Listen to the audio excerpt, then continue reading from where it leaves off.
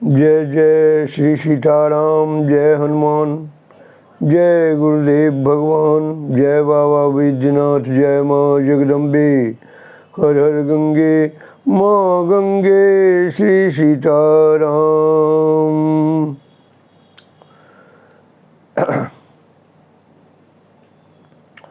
कल तक की कथा थी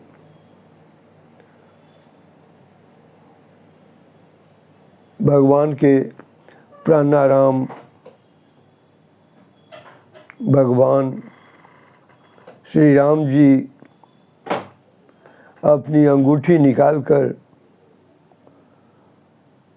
हनुमान जी को दे दिए और कहे कि एकांत में यह अंगूठी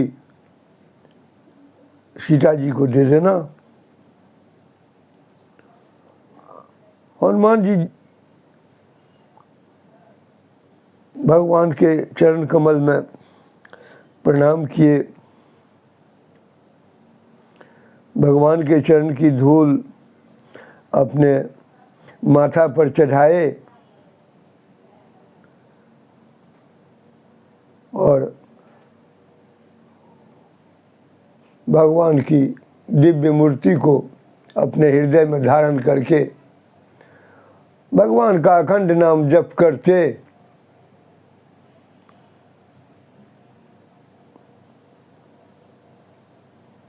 प्रस्थान कर दिए।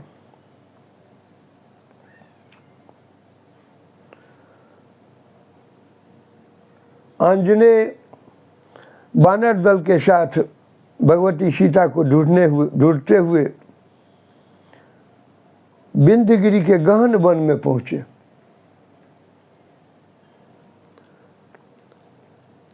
उस निविड़ वन में कंटकाकीर्ण सूखे वृक्षों के अतिरिक्त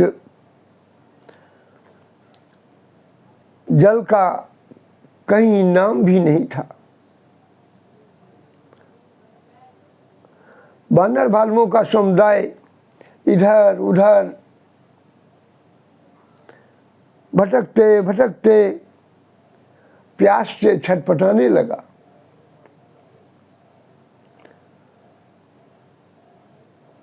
उन्हें जल कहीं दिख नहीं रहा था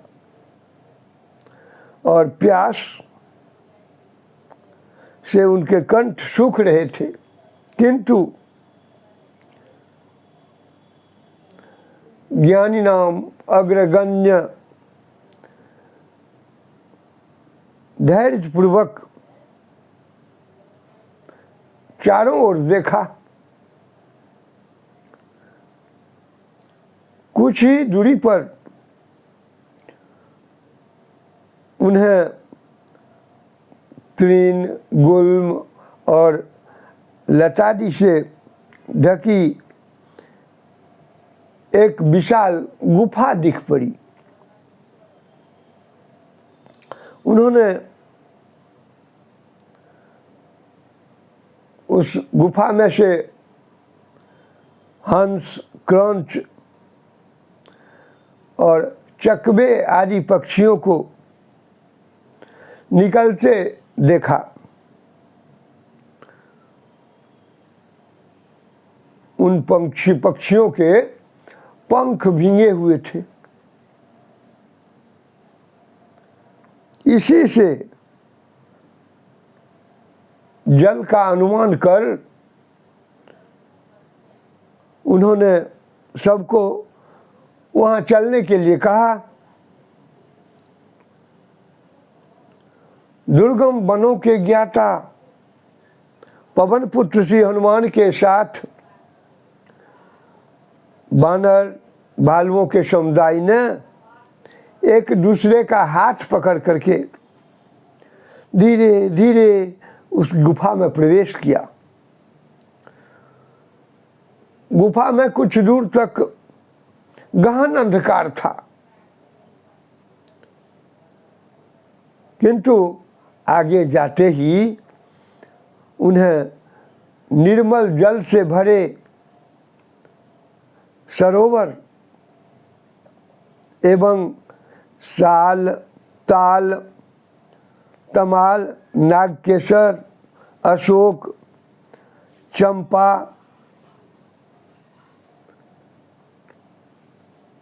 जाम वृक्ष, कनेर आदि पुष्पों तथा सुमधुर फलों से लदे हुए वृक्ष भी दिख पड़े। इतना ही नहीं, वहाँ उन्होंने अद्भुत वस्त्रालंकारों सहित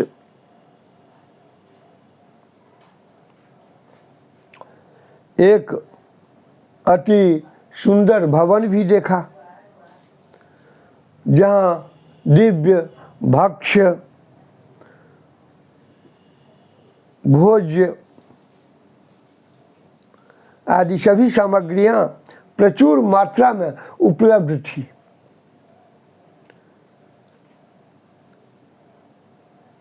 वहीं स्वर्ण सिंहासन पर एक अत्यंत लावण्यमयी रमणी को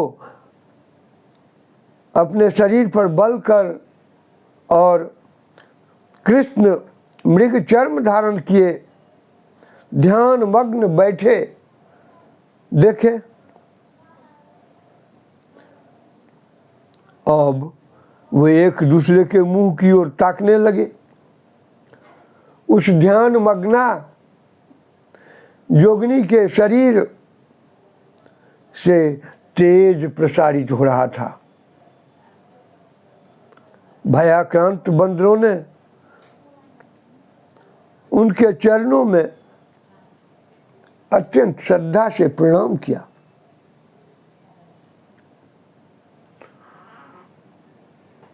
तुम लोग कहाँ से आए हो? उन महाभागा ने बंदरों को प्रणाम करते देखकर अत्यंत शांत चित्त से मधुर वाणी में पूछा,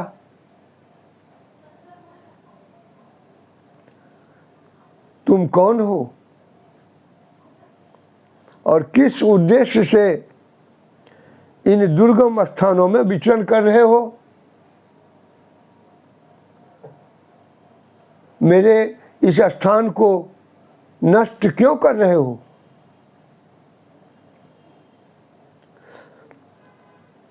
विशालकाय श्री हनुमान जी ने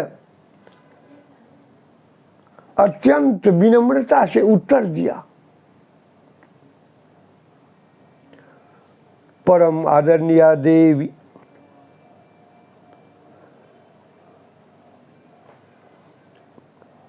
अवध नरेश दशरथ के पुत्र श्री राम जी अपने पिता की आज्ञा पालन करने के लिए अपनी धर्म पत्नी जनक नंदिनी,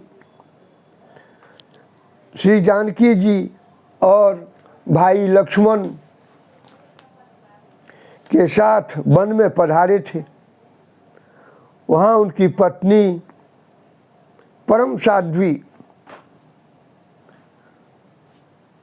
जिनको लंकापति रावण ने हरण कर ले गया,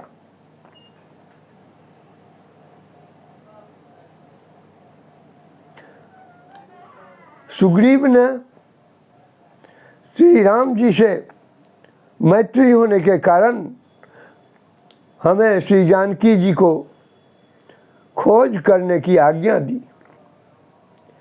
इसी शुभ कार्य से हम इधर आए हैं। क्षुधा पिपासा से आकुल होकर हम इस पवित्र गुफा में प्रविष्ट हुए हैं। श्री हनुमान जी ने पुनः कहा, देवी आप कौन हैं? कृपा पूर्वक हमें भी अपना परिचय दीजिए।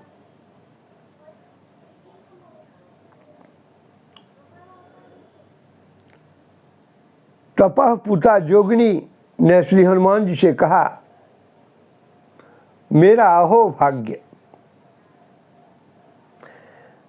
आज मेरी तपस्या सफल हो गई, मेरे आनंद की सीमा नहीं। सर्वथा निश्चिंत होकर तुम लोग सर्वप्रथम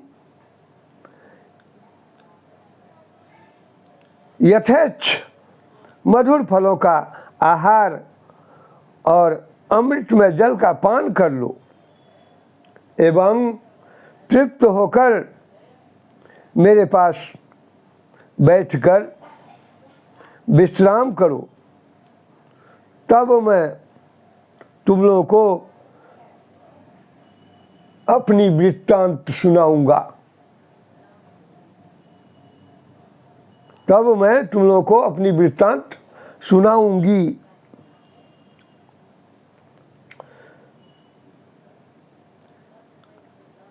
श्री हनुमान जी बंदरों सहित मधुर फल खाकर एवं शीतल जल पीकर तृप्त और प्रसन्न हो गए। फिर वे जोगिनी के समीप जाकर विनय पूर्वक बैठ गए।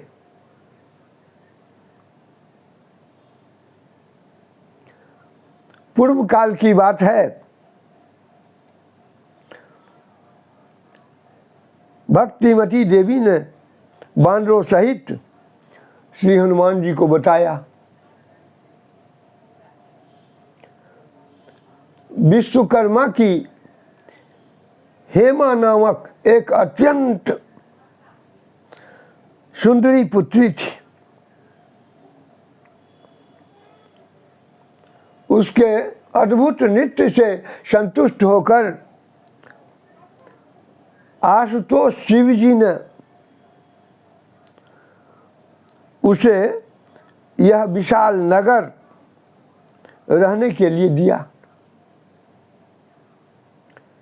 यहाँ वह सहस्रों वर्ष तक रही। वह मेरी प्राण प्रिय सखी थी।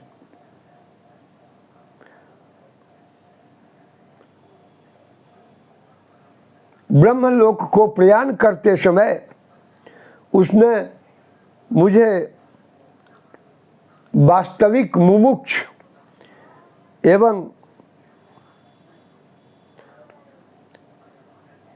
क्षीराब्धिशायी श्री विष्णु की अनन्य उपासिका समझकर प्रेम पूर्वक मुझसे कहा, सखी स्वयं प्रभा, तू इस एकांत शांत स्थान में रहकर तप कर। त्रेता युग में स्वयं श्री नारायण भूभार हरण करने के लिए अवध नरेश दशरथ की परम भाग्यवती धर्मपत्नी कौशल्या के गर्भ से प्रकट होंगे।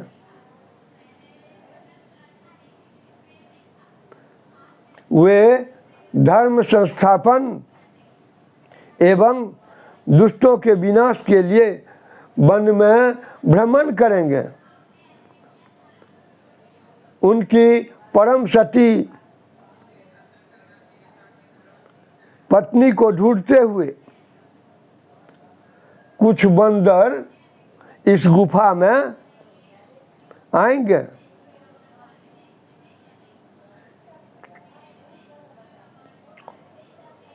तुम भक्ष भोज एवं मधुर जल से उनका स्वागत करना और उन परम प्रभु श्री राम जी के पास चली जाना। उनके दर्शन कर उनसे प्रीतिपूर्वक प्रार्थना करना। उनकी दया से तुम जोगी दुर्लभ श्री विष्णु के आनंदमय नित्य धाम में चली जाओगी। अत्यंत कृतज्ञता पूर्वक श्री हनुमान जी की ओर देखती हुई तपस्वी ने पुनः देखा। मैं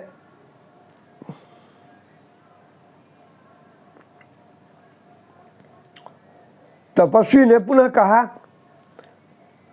मैं दिव्य नामक गंधर्व की पुत्री स्वयं प्रभा हूं। आज यहाँ तुम लोगों के पवित्र चरण पढ़ने से मेरा भाग्य सूरज उदित हुआ। अब मैं अपने प्राणाराम परम प्रिय प्रभु भगवान श्री राम जी के दर्शनार्थ जाने के लिए आतुर हो रही हूँ। तुम लोग अपने अपने नेत्र बंद कर लो, तुरंत इस गुफा से बाहर पहुंच जाओगे। तुम सीता जी को पा जाओगे, निराश मत हो। मुदहु नयन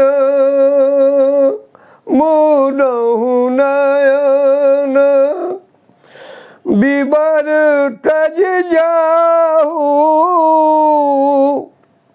पहु सीतहि जनि पछिताहु, पहु सीतहि जनि पछिताहु।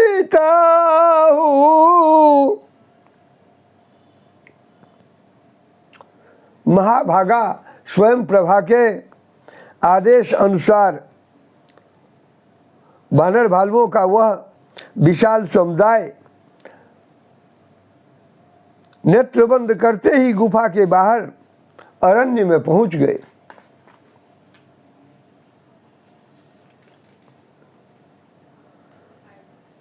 वानर भालू पुनः श्री जनक नंदिनी की खोज में लगे।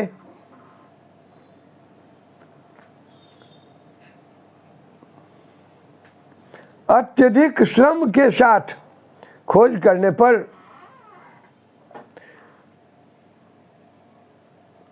दशानन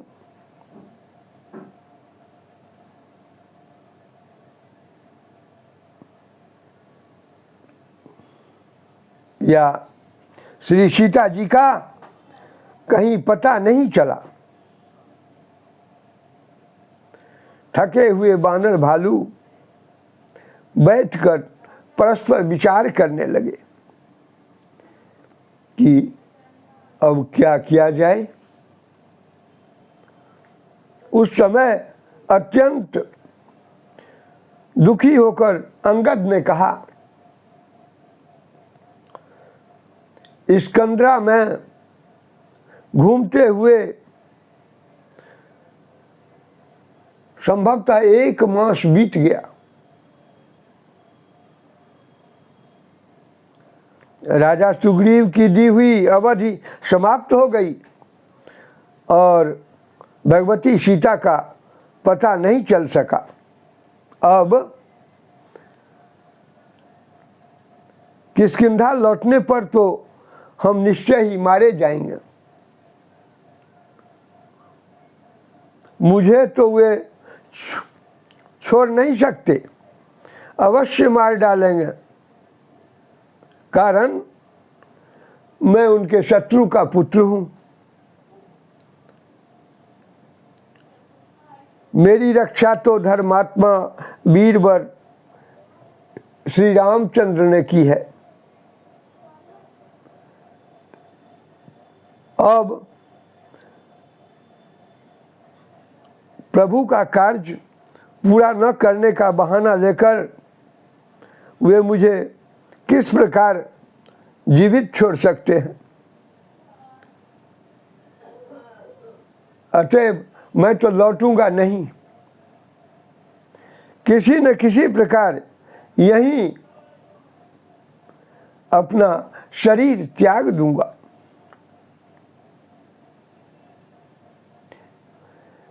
इस प्रकार 100 अश्रु नयन युवराज को विलाप करते देखकर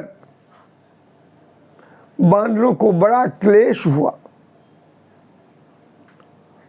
उन्होंने अत्यंत सहानुभूतिपूर्वक अंगद से कहा, आप चिंता न करें, हम सब अपने प्राण देकर भी आपके प्राण की रक्षा करेंगे। हम सब अमरावतीपुरी की सुख सामग्रियों से संपन्न इस गुफा में ही सुखपूर्वक रहेंगे। बानरों के द्वारा कही गई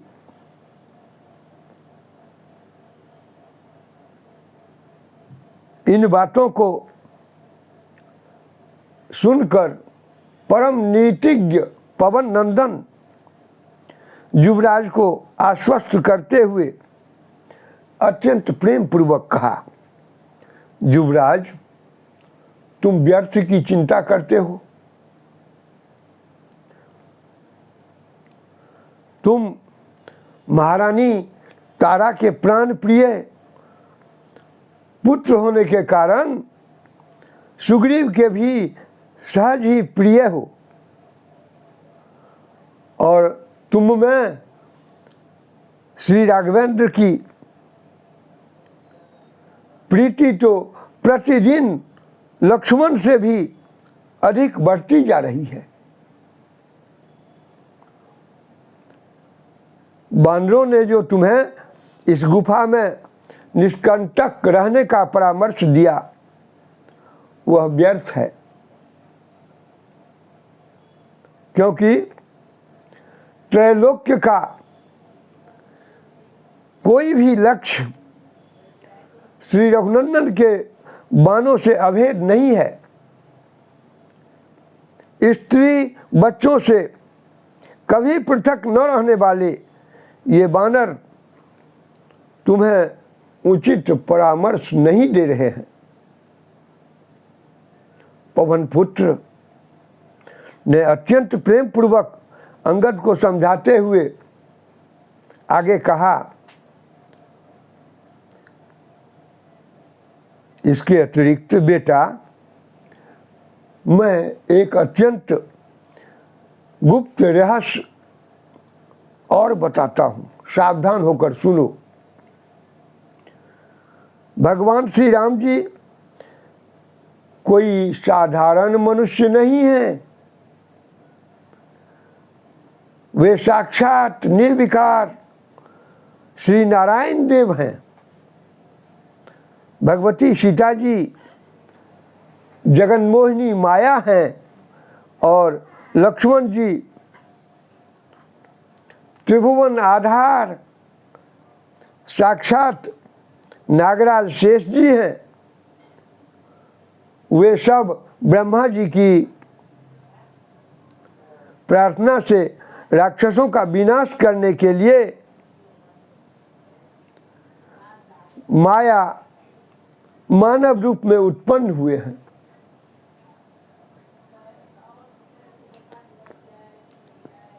इनमें से प्रत्येक त्रिलोकी की रक्षा करने में समर्थ है। अन्यद गुह्यतमं वक्ष्ये रहस्यं शृणु मे सुत। अन्यद गुह्यतमं वक्ष्ये रहस्यं शृणु मे सुत।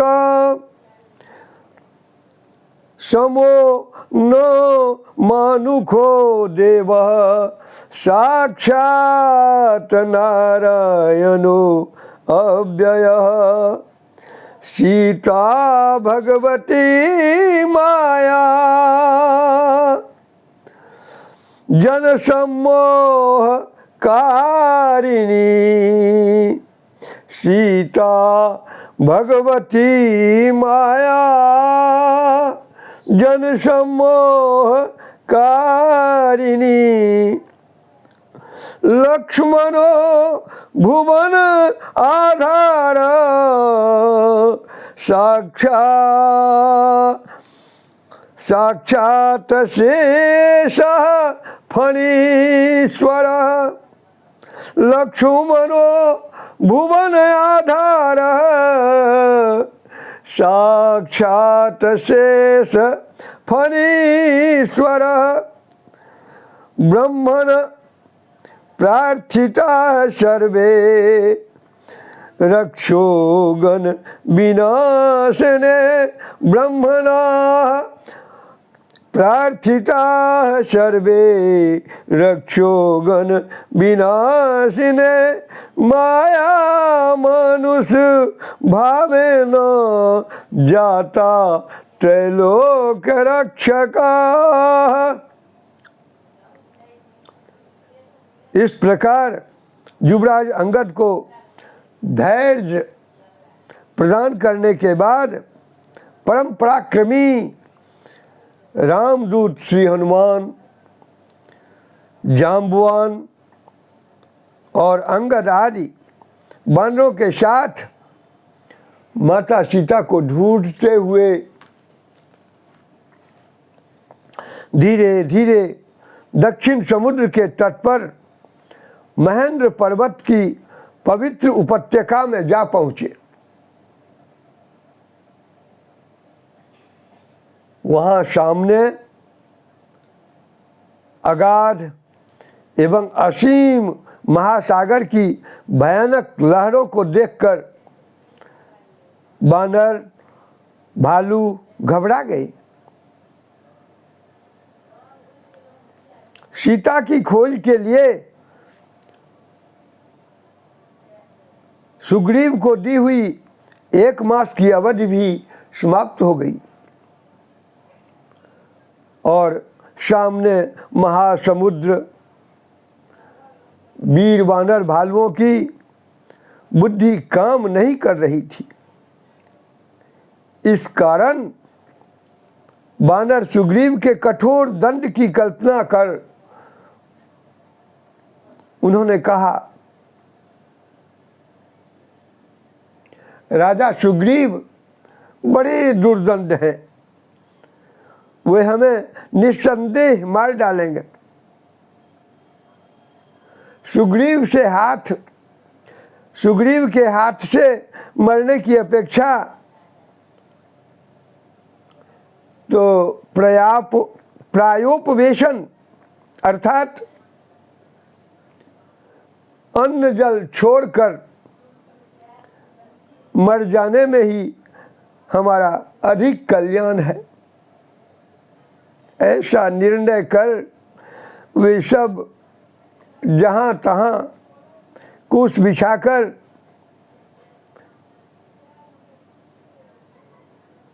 मरने के निश्चय से वहीं बैठ गए।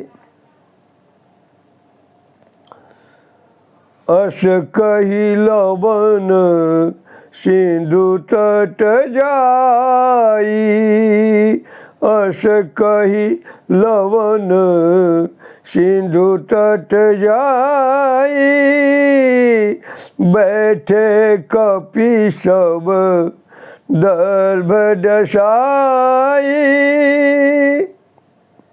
जय जय श्री सीताराम। आज यहीं वानर भालू दुखित अवस्था में कुश के आसन पर बैठ गए और यहीं पर मैं अपने कथा को भी विश्राम दूंगा।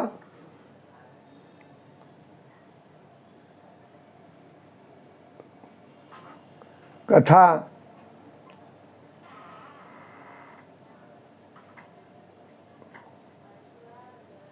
स्वयं प्रभा के मिलने से रोचक हो गया, क्योंकि उस गुफा में जाने के बाद